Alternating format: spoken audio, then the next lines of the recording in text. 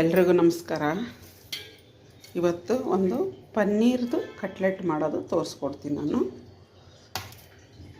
ಇದು ಮೈದಾ, ಬೇಯಿಸಿಟ್ಟಿರೋಂಥ ಆಲೂಗಡ್ಡೆ, ಕ್ಯಾರೆಟ್ ತುರಿ, capsicum, green chilli, onion, coriander ಇಷ್ಟು ಬೇಕಿದಕ್ಕೆ. ಇವಾಗ ಇಷ್ಟು ನೋಡಿ ಮ್ಯಾಶ್ ಮಾಡ್ಕೋಬೇಕೆಲ್ಲ.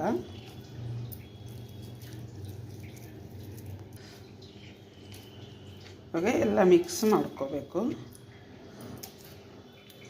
ಪನ್ನೀರು 150 ಗ್ರಾಮ್ ಇದೆ. ಪನ್ನೀರು ಮನೆಯಲ್ಲೇ ಹಾಲಲ್ಲಿ ಮಾಡಿರೋಂಥ ಪನ್ನೀರು ಅಷ್ಟು ಸಾಫ್ಟಾಗಿದೆ. ಸ್ವಲ್ಪ ಆರಿಗಾನ ಹಾಕ್ಕೊಳ್ಳೋಣ. ಪೆಪ್ಪರು, ಸಾಲ್ಟು, 1 ಸ್ಪೂನು ಮೈದಾ. ನೀವು ಬ್ರೆಡ್ ಇದ್ದರೂ ಕೂಡ ಹಾಕ್ಕೋಬೋದು. ಚೆನ್ನಾಗಿ ಮಿಕ್ಸ್ ಮಾಡ್ಕೋಬೇಕು. ಸ್ವಲ್ಪ ಚಾಟ್ ಮಸಾಲ ಹಾಕ್ಕೊಳ್ಳೋಣ. ಚಾಟ್ ಮಸಾಲ ಮಿಕ್ಸ್ ಮಾಡಬೇಕು ನೀಟಾಗಿ. ಎಲ್ಲ ಮಿಕ್ಸ್ ಆದಮೇಲೆ ಉಪ್ಪು ನೋಡ್ಕೋಬೇಕು ನೀವು. ತುಂಬ ಚೆನ್ನಾಗಿರುತ್ತೆ. ಮೈದಾ ಹಾಕಿಲ್ಲ ಅಂದರೂ 1-2 ಪೀಸ್ ಬ್ರೆಡ್ ಹಾಕಿದರೂ ಸಾಕು. ಬ್ರೆಡ್ ಗ್ರಮ್ಸ್ ಇದ್ದರೂ ಸಾಕು. ನೋಡಿ ಈ ಥರ ಉಂಡೆ ಕಟ್ಕೊಂಡು ಇಟ್ಕೊಳ್ಳೋಣ. ಫಸ್ಟು ನೋಡಿದ್ರೆ ಕಟ್ಲೆಟ್ ಎಲ್ಲ ರೆಡಿ ಮಾಡಿ ಇಟ್ಕೊಂಡಿದ್ದೀನಿ. ಈ ಸ್ವಲ್ಪ ಎಳ್ಳು ಹಾಕ್ಕೊಳ್ಳೋಣ. ಎಳ್ಳು ಗೊತ್ತಲ್ವ?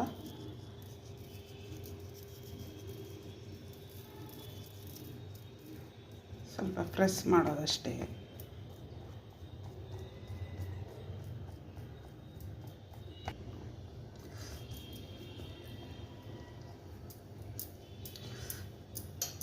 ಚೆನ್ನಾಗಿ ಬರಲಿ ಅಂದರೆ ಮಾಡ್ಕೋಬೋದು.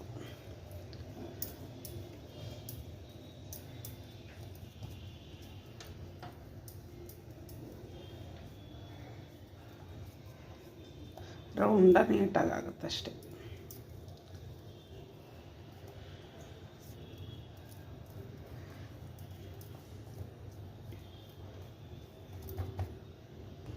ಇದು ಬಟರ್.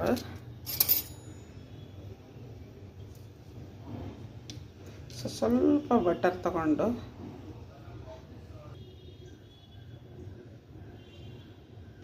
ಸ್ವಲ್ಪ ನೋಡಿದ್ರೆ ಸ್ಯಾಂಡ್ವಿಚ್ ಮಾಡೋದು ರೆಡಿಯಾಗಿದೆ. ಇದು ಬಿಸಿಯಾಗಿದೆ. ಇದ್ರ ಮೇಲೆ ಒಂದೊಂದು ನೋಡಿ ಬಟರ್ ಎಲ್ಲ ಹಾಕಿದ್ದೀವ ಈ ಥರ ತಿರುಗಿಸಿಕ್ಬೇಕು. ಇದು ಒಂದು 5 ನಿಮಿಷ ಬಿಸಿ ಮಾಡಿಟ್ಟಿದ್ದೀನಿ ನಾನು.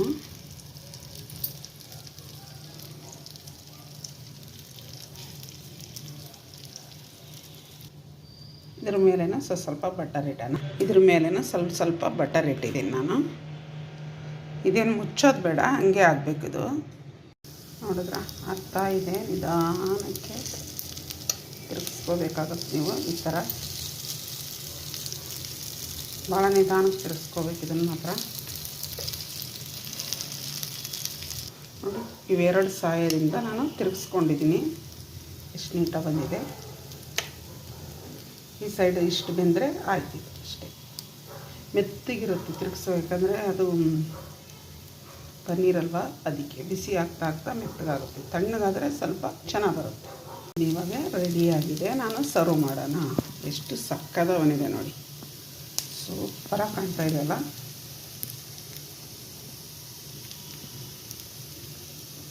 ಆಹಾ ಸೂಪರಾಗಿ ಬಂದಿದೆ ನೋಡಿದ್ರೆ. Green chutney, paneer cutlet. ಇದೇ ಥರ ನೀವು ಮಾಡ್ಕೊಳ್ಳಿ, ತಿಂದು ನೋಡಿ. ನಮ್ಮ ಚಾನಲ್ ನೋಡಿರಿ, ಸಬ್ಸ್ಕ್ರೈಬ್ ಮಾಡಿ, ಕಮೆಂಟ್ಸ್ ಹಾಕಿ, ಶೇರ್ ಮಾಡಿ. Thank you.